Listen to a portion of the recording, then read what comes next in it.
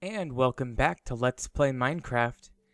This is Mr. Joseph, and I've got a little bit different audio setup today, so hopefully that will solve some of the issues I've been having.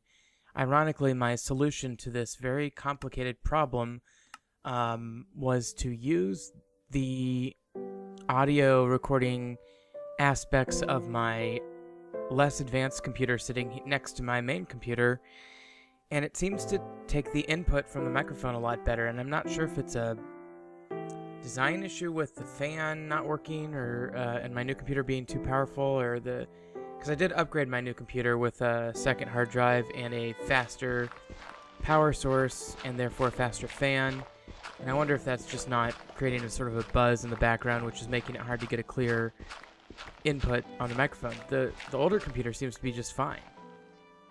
And so I don't know what that's about, but I'm going to try this one and see if it works out pretty well. It would also save me a lot of time and trouble with regard to contemporaneous recording of audio tracks at the same time I'm playing. By putting all of the recording resources in the second computer, I could focus without having to worry about lag and things like that on recording at the same time I'm doing the video. So anyway, but as you can see, I started out by pillaring and looking around, and now I'm here in the desert right across from my place, and I'm fighting an Enderman. Now, basically, I want to be fighting every single Enderman I see, because I need those Ender Balls, or Ender Pearls, as they're technically called. Anyway, I fought through the night, and I found that well that you saw back there just a minute ago. Oh, and there's a spider jockey, by the way, a very rare mob, where a skeleton hops on a spider like that. Anyway, I found that well that we were looking at, it's right back there to the left. And that is a pre-generated structure that is not part of a village. Villages have different wells, but those are just kind of standalone wells that you find in the desert randomly. Relatively rare. You can read about them on the wiki. But the main thing you want to take away from that is that, for some reason, I just have an instinct that I should probably dig there. So I'm going to go dig at that well here in just a minute. So, and I'm going to switch over to that. I cut out a lot of boring walking around stuff, and I sped up a hell of a lot too in this video. So as you can see, I sped this part up quite a bit. I'm getting a lot of sand and sandstone, and that's helpful. As you can see, I'm getting a lot of resources there. Got the ender pearl sitting there as well. Semi-valuable item in and of itself.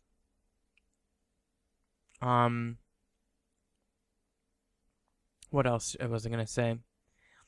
Well, while I'm digging here, I thought I'd go back into my discussion, my ongoing discussion, and the issue is, there's a cavern down there, or a crevasse, or whatever you want to call it. So I guess my instinct to dig here was a good one.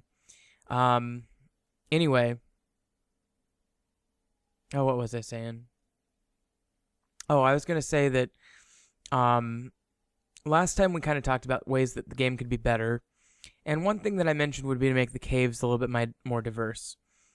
And so I was thinking a little bit more about that, and I was thinking, gosh, it'd be nice to have different types of caves for different biomes. Like, here I am in the desert, and all I'm getting is cobblestone just a few blocks down, really. I mean, it should be sandstone still, I would think. The sandstone aspect of a desert cave at the top is one nice thing about it, so it's unfortunate that it ends so shallow, but more important than just that, I would think in certain biomes, maybe a swamp biome or a watery biome, you'd have caves that would have a lot more water and pools in them and maybe even plant life, whereas a cave that's in the desert like this would have virtually no plant life.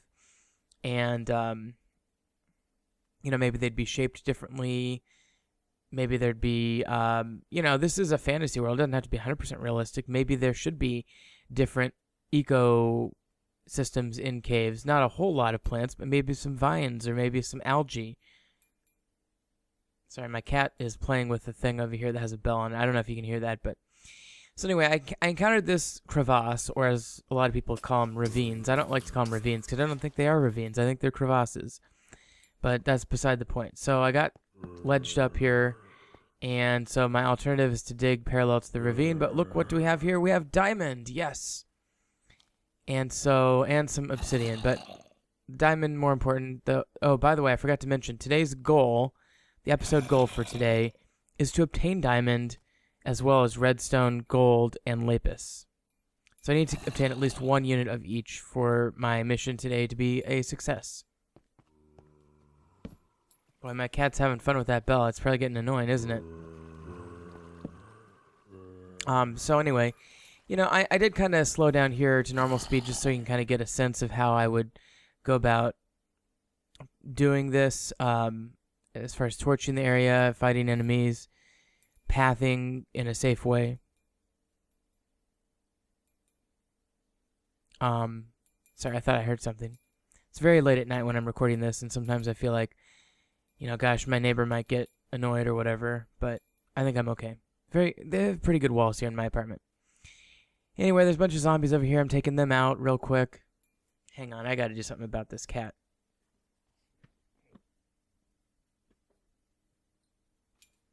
Okay, that should take care of the bell for now. Cat, I'll give it back once I'm done recording the audio, okay? Anyway, slowing back down to normal speed. So what I've done is I've dug down parallel to the crevasse, and I made it to the diamond that we saw earlier. Okay, so now what we need to do is a technique that I'm sure most of you are familiar with, and that is digging under or around the diamond before you actually dig the diamond itself, so as to ensure that you're not going to dig the diamond right into a pit of lava. So let's go ahead and do that. Gosh, I feel with all the speeding up, maybe I need to add some music. I'll think about that. It's probably not crucial. And I'll tell you what, there's nothing more annoying than a YouTube video that has music that's too loud. That gets on my nerves. You know what else I don't like about YouTube videos? Especially in the Minecraft community? It's when these people get on there and they're all like, if you like my video, click like, subscribe, or leave a comment. You know, I hate to be cynical about that, because I realize that sometimes it's important to do that, okay? Like, it does help keep people motivated, and it does help them bring the next episode to you and all that stuff. But I can't help but think that a lot of that's just about money. And I don't know exactly the ins and outs of how YouTube works, but I know that some people get paid by, you know, a total number of views or subscribers or whatever, to have popular videos come out once a week so that they can put ads on them. And I'm not going to click like just so you can make more money off of your little YouTube ad. You know, go get a real job and do your videos for fun like everybody else. And don't take yourself so seriously. I mean, I love some of the YouTubers out there, but my goodness, some of you are cocky and you're like, so-and-so and my subscribers, my viewers, my loyal, you make it so whatever. And I'm like, dude, your video has 11,000 views. That's decent. You know, that's a pretty good number of people. But it doesn't mean you're a celebrity.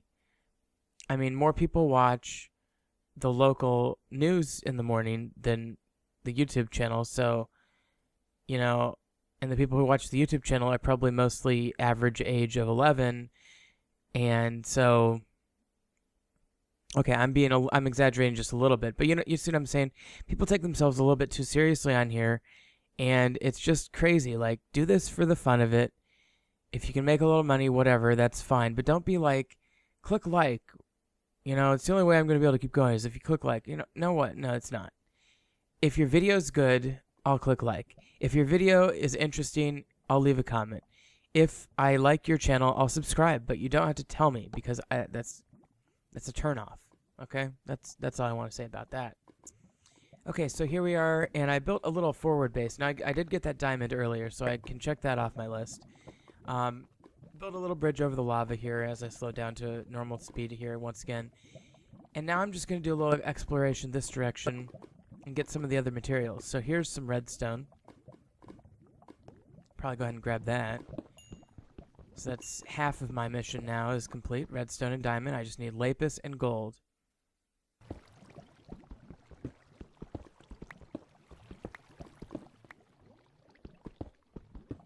Sorry, I just had to take a drink of water there.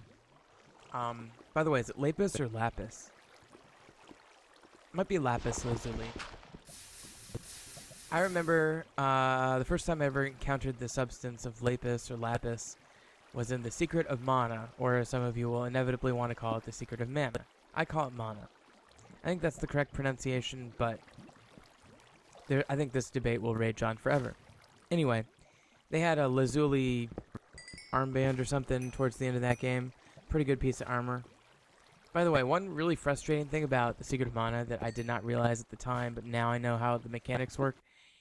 When you're talking about rare drops from enemies, it's much more likely, in fact, it's only possible in some cases, to get those rare drops if your level is equal to or lower than or within a couple levels of the enemy from which you are seeking the rare drop.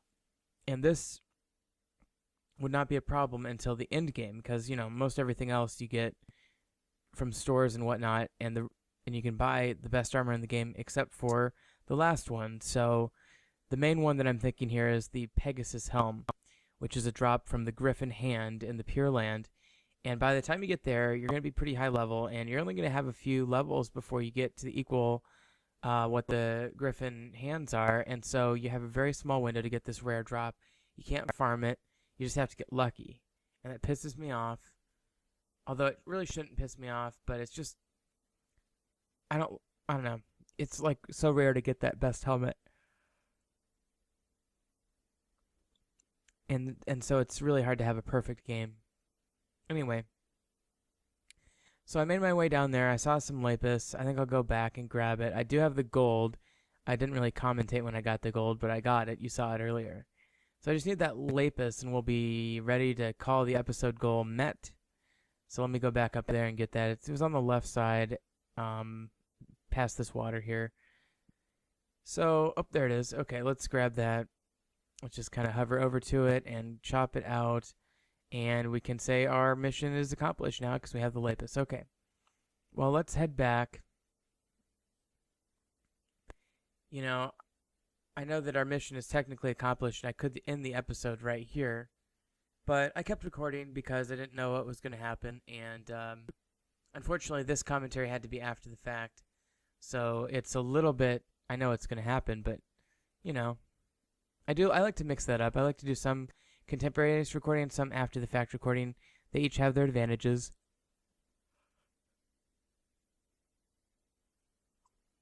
Sorry, I had to yawn. It's yeah, it's like 2 a.m. here, so it's late. I'm tired. But I am watching the Australian Open tennis tournament in the background, so that's keeping me entertained.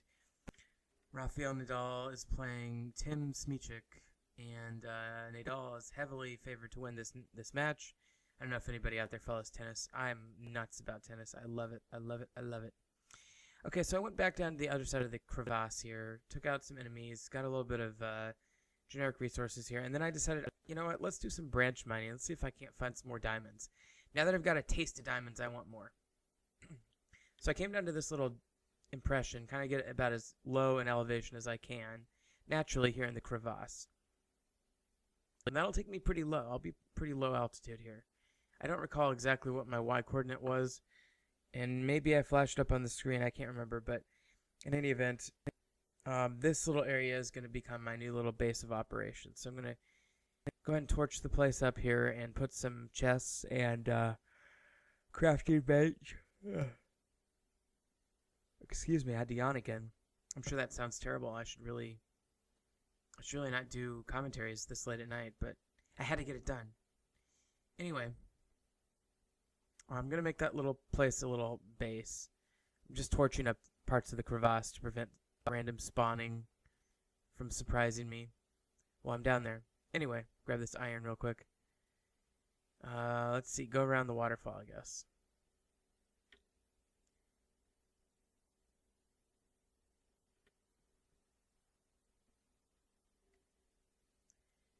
Okay, well, the tennis match is off to a predictable start. Okay, so anyway, I slowed down here because this is where things get exciting again. Tennis matches, everybody's on serve. Holding serve in tennis is very important. So if you break serve, that's unexpected and a important development. Nothing like that has happened yet. The match just started, though. Smichik, by the way, is from Wisconsin, if anybody's interested. A U.S. player who's not very highly ranked, but he's Hey, he's playing the second best player in the world right now, so that's pretty cool. Okay, mistake number 1 here. I did not leave my valuables in the chest, okay? This is a lesson I learned really hard, without spoiling anything. A lesson that you should learn right away. So, when you're caving, put a chest somewhere between you, I guess somewhere between where you're digging and the entrance that or exit that you're going to be leaving from, and put your valuables in it, and grab them on the way out. That way if you die, you don't have to worry about coming back here within 5 minutes and getting your stuff again. So anyway, branch mining is a common technique. I'm having a little bit of frosting here too, guys. Basically, branch mining involves digging a tunnel straight back like this, and then digging little side channels or branches every 2 to 4 spaces or so. Now, my branch mine is going to be a two-space mine, which means that I'm going to go branch, space, space, branch, space, space, branch. Some people advocate for a branch, space, space, space, branch, space, space, space, branch, space, space, space, branch method. And that does make sense. I mean, there's a lot to be said about the efficiency of that design with 3 spaces, and I will say that from a timing perspective, that will get you more diamonds for less time spent. That being said, you will occasionally miss some diamonds, and the idea of missing diamonds is offensive to me, so I can't do that. I just OCD, or it's not even OCD. It's another pet peeve of mine. Everybody who plays this game claims they have OCD because they have to make everything even. First of all, not everything has to be even. Second of all, that's not OCD. Just because you want something that looks symmetrical and nice doesn't mean you have OCD. It means you are human and you like things to look good. Anyway, I digress. So it's not OCD that motivates me to get my diamonds. It's more like bad habit, I guess. Let's call it a bad habit. Anyway, here I am mining in this dark cavern. Now I saw some iron, so I'm going to go grab that. Now, here we are at mistake number 2 that I made in this little segment. Mistake number 2, cardinal rule of Minecraft. Rule number 1, do not dig straight down in Minecraft.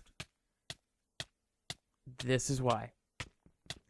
And try as I might to jump out and then eventually break that iron, I was unable to do so. Now, mistake number 3, I guess, would be once I was stuck in the lava, I absolutely should have prioritized equipping and then throwing, using the Q button, any valuables, and my diamonds in particular, onto land, so I'd at least have a chance to get them upon respawn. But I didn't do that. So as far as I can tell here, all of my equipment burned up. Pretty sure, but not 100% sure. So it probably wouldn't even do me that much good to go get it anyway, but there's another complication. Because, well, I didn't respawn at my house. I respawned at my little jungle shack thing that's not even really a shack. So I guess if I really wanted to get if my stuff was sitting there in the cave, what I'd really want to do now would be to make a boat as quickly as possible and get back over there. So I guess I'll grab a flower first and then I'll make a boat.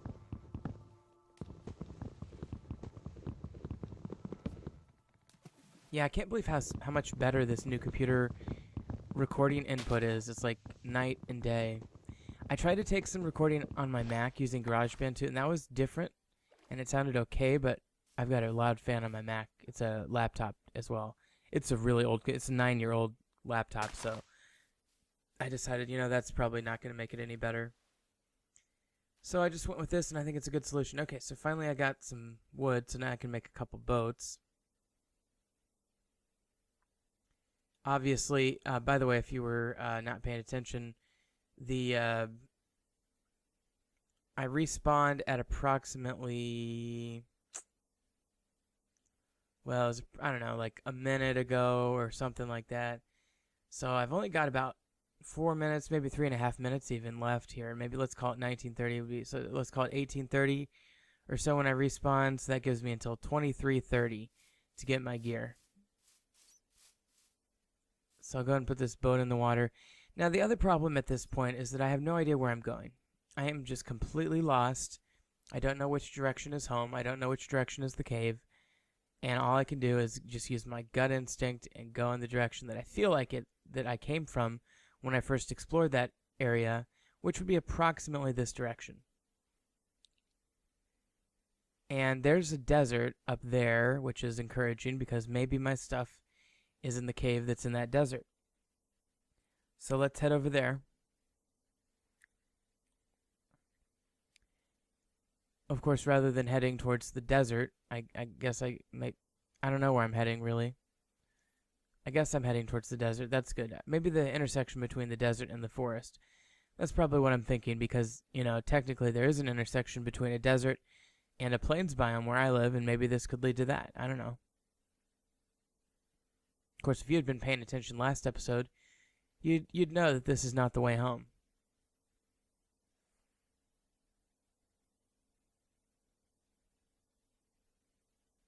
Okay, well, I guess I'll make landfall here. See if I can find something familiar. In the meantime, I'm going to have another bite of this frosting. It's really good. It's funfetti frosting. So you're supposed to make those confetti cupcakes and then put the frosting on it. But I'm just eating the frosting raw right now because I needed a little sugar to get me through this episode.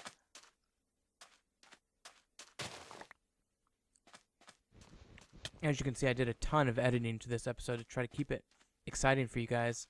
Make sure that nobody was going to get bored watching it. And of course, you know, I should be going to look for gear. But nope, I'd rather just enter random dark caves, I guess.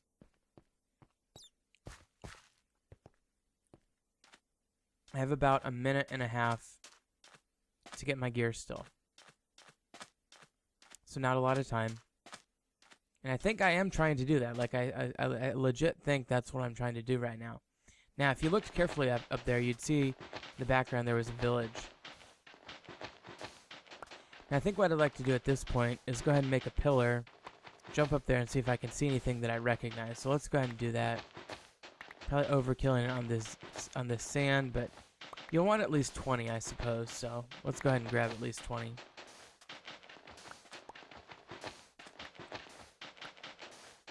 Since I lost all my gear anyway, I might as well start getting some resources, right? Sand, of course, very useful as a gravity-affected block. It's great for elevators and down elevators to ascend or descend large distances. Also, oh, by the way, it's much better for descending than something like dirt or cobblestone or wood, because it goes to the bottom, so you can just drop like 18 until you get where you need to go, jump on top, and de-pillar. You'll see me do that a few times, I'm sure, in this LP. Anyway, sand is also used, well, to grow cacti, for one thing. More importantly, for glass, which is useful for windows or glass bottles in alchemy. And there it is. I'm calling the gear officially lost. Sand also is used to make TNT. So, useful stuff. Also good at, just like sandstone in particular, good at decoration. I believe there's a way to turn sand into sandstone. I can't remember though. Okay, so here's our little map with crosshairs on my home biome. And the jungle is basically over to the right there. And so the lost circle is approximately where I am now, maybe even farther south. So I really need to go north and west to get home. And if I want to get to my desert cave, I need to go way west.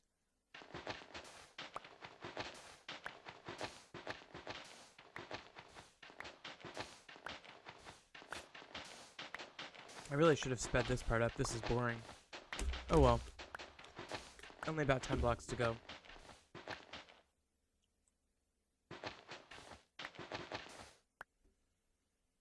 Okay, so got my stuff. Got at least 20 blocks of sand as well. Now I'm not really in a panic because I'm probably coming to terms with the fact that I probably already lost my gear at this point, so I'm probably not rushing anymore. But I am heading in the right direction finally. I'm heading more or less north.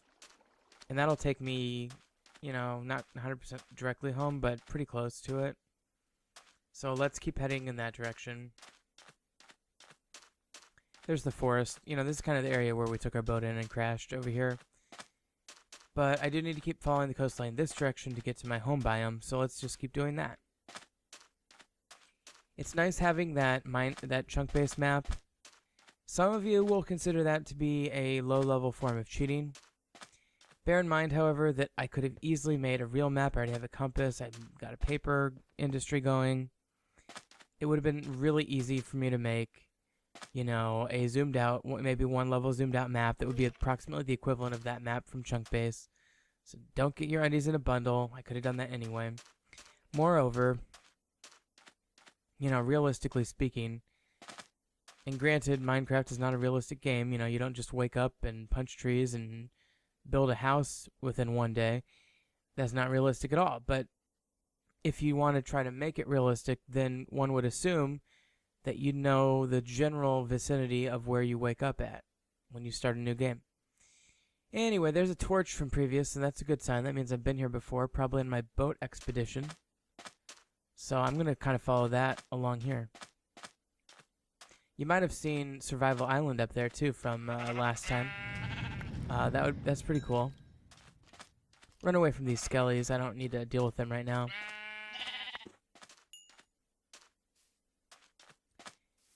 Okay, well, we're making good progress here, and you can still see Survival Island up there in the distance. Now, I think one decent idea would be get up there and fall asleep so you can get back to the daylight travel. As you can see, I'm being swarmed with mobs. But anyway, we'll see if I can do that. But basically, you know, today's goals were all met, and then I lost it all. So, you know, pretty proud of myself, I guess, on that one. And actually, the reason I'm going to call this an episode is because I had a little glitch here.